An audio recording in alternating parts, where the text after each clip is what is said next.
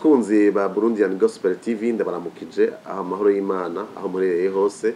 Nitwa Nahimana Dieudonné nkaba ndumwongereye mu ishengero rya Oasis Christian Center riri kuri Avenue du Large mu Kinindo i Bujumbura mu Burundi. Nkaba kandi ndongoye umuhare w'imboneza mu ikanguro witwa New Generation umaze imyaka irenga 20 ukorera mu gihugu cy'u Burundi.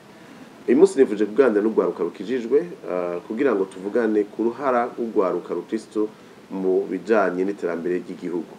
Ijambo ry'Imana ratubwira muri Matayo 5 umurongo wa 13 havuga ngo muri umunyu w'isi. Ngo ariko iyo umunyu heze uburyohe ubukiryoshwa n'iki?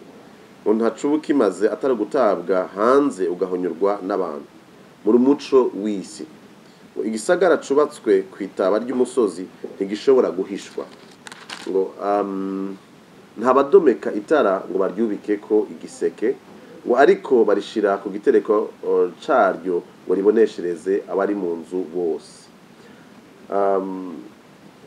Abariko umuco wanyu uboneshereza imbere y'abantu bose ngo babone ibikorwa vyanyu vyiza bahimbaze so mwijuru. Tumaze kuganira n'urwaruka rwinshi mu bikorwa sanzwe nkora muri myaka irenga 20 tumaze dukora mu ishami rya New Generation cyane abakristo. Ugasanga hariho gutatahura neza uruhara rw'urwaruka rukristo cyangwa umuntu w'umukristo mu bijanye n'ubuzima bw'igihugu. Abantu benshi bakunda kumengo iyo umaze gukizwa iyo umaze kwizera Kristo mukiza ubugingo bwawe waravanywe mu isi ntukiri mu isi. Ego niko ijambo ry'Imana rivuga ngo muri mu isi ariko ntimuri ab'isi. Ugaca benshi batangura kwiyumvira yuko ivyo bakwiye gukora no gusenga gusa no kusoma ijambo ry'Imana gusa no gukora ibikorwa byo mu ishengero, ariko ibijanye n'ubuzima bw'igihugu ntibaraba nta ntererano batanga mu bijanye n'ubuzima bw'igihugu. Yesu Kristo yaravuze ngaha ngo muri umunyu w'isi. Igihe ca Yesu Kristo umunyu wasigura ibintu byinshi. Ego niko waryosha ivyo kurya, ariko kandi watuma ibintu nk'inyama zidashobora kubora. Igihe kubora ko ico gihe nta mafrigo yarariho kugira ngo bashobore kubika inyama ishobore kumara igihe kirekire, barayifata bakayisiga umunyu umaze kwinjira mu nyama ukabuza inyama kubora n'ingoga. No kuvuga kandi ugiye mu byo kurya byatuma ivyo kurya bishobora kuryoha. Rero aravuga ngo namwe mumeze nk'umunyu w'isi. Isi n'ivyo byo kurya, isi niyo nyama. Rero ntushobora gufata umunyu ngo uwutereke ku ruhande mu gasutasi ugashira ku ruhande hanyuma ngo ufate ivyo kurya ngo ufungure ngo wumve biryoshe. Kugira biryohe nuko umunyu heze ukinjira muri ivyo byo kurya hanyuma ukabiha akanovera. Ntushobora gufata inyama ngo uyishire iruhande y'ahantu hari umunyu ngo hanyuma ntiheze ngo ibore.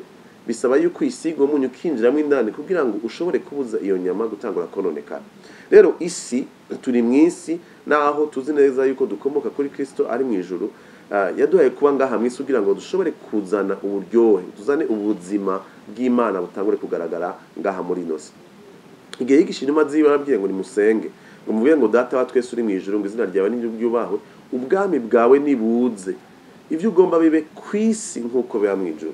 Yavuze ngo nimusenge musabe ngo Mana dukure mu isi hanyuma twigire kwibera mu ijuru aho vyose bimeze neza. Yavuze ngo tugomba kuzana ubugombe bwe mu ijuru bube ngaha mu isi. Rero ari gihe uhura n'umuntu yakijwe kuvuga ngo Jesse nkiri mu isi ivyo mu isi narabivuyemo. Ego hari ivyo mu isi tuvamo kuko ari ingeso zidahesha Imana icubahiro. Muga kandi Imana dusaba kuja mu isi kugira ngo duhindure isi ishobore kugira uburyohe kugira ngo abari mu isi bagira amahirwe baba amahoro kandi bashobore kuranirwa mu buzima bwabo bwa misi yose. Iyo turiko turavuga rero isi cyangwa turakuvuga igihugu kanaka tubayemo. Wavukiye mu Burundi wa mu Burundi wa Bujumbura wa muri commune Mparamirundi cyangwa handare hose, ariko ahantu hose uba Imana igusaba kugira ico ukoze kugira ngo abantu babaha amahoro, babaho bafise umunezero, bafise ivyizigiro vyakazoza. Rero birasaba yuko ugira ico uterereye mu buzima bw'igihugu. Birasaba yuko ugira ico uterereye mu bijanye no kuraba ingene abantu baroranirwa mu buzima bwabo bwa misi yose. Twe twageje kubikora je ndavyibuka kuva maze kumenya Kristo niho natanguye cyane gukorera mikwa ca New Generation kwiyumvira ni gute ibibazo bidukikuje. Nimba hari abana mwibarabara, nimba hariho kudatahura bijanye n'uburongozi, nimba hariho ubukene kanaka, ni gitwokora kugira ngo tuzane impinduka muri ivyo bice kanaka bihagaze ku ijambo ry'Imana rivuga. Nico gutuma uyu munsi ushobora kubona hari abana bari bitwa ko abana mwibarabara basuzuguritse barashobora gutera iteka igihugu bagaserukira igihugu mu makungu bakakirwa n'umukuru w'igihugu bakagira agaciro kubera ko ijambo ry'Imana ryagiye rigakora ikintu mu buzima bwabo.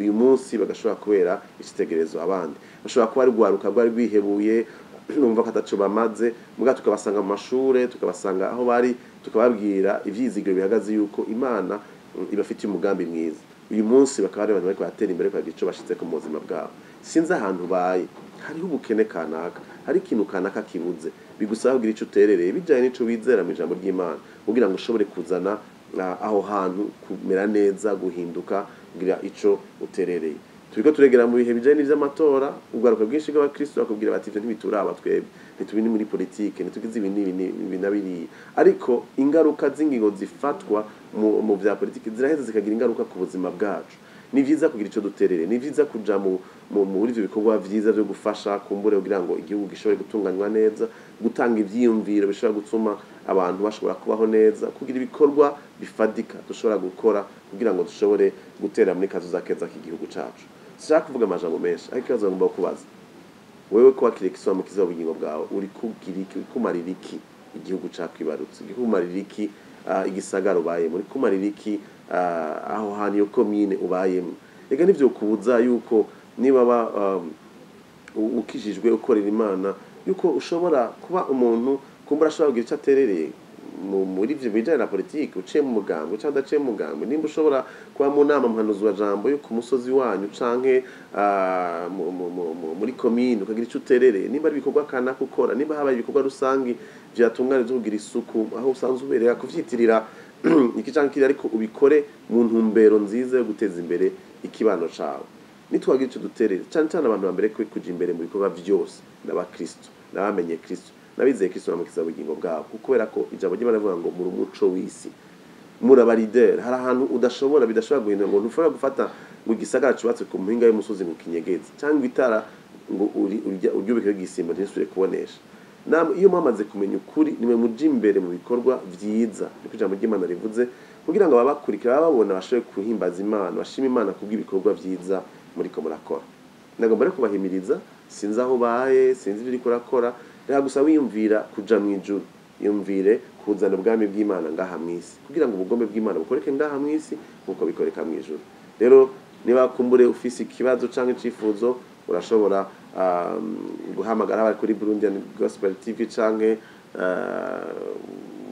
jewe uburyo bwose kugira ngo dushobore kubahanura ingene kuguhimiriza ingene kugira ico uterereye mu bijanye n'iterambere ry'igihugu ndabashimiye ko mwafashe umwanya wo kunyumviriza kuri iki kiganiro reko ndageza kubashikiriza rero nizere ko tuzosubira ikindi gihe Imana ibahezagire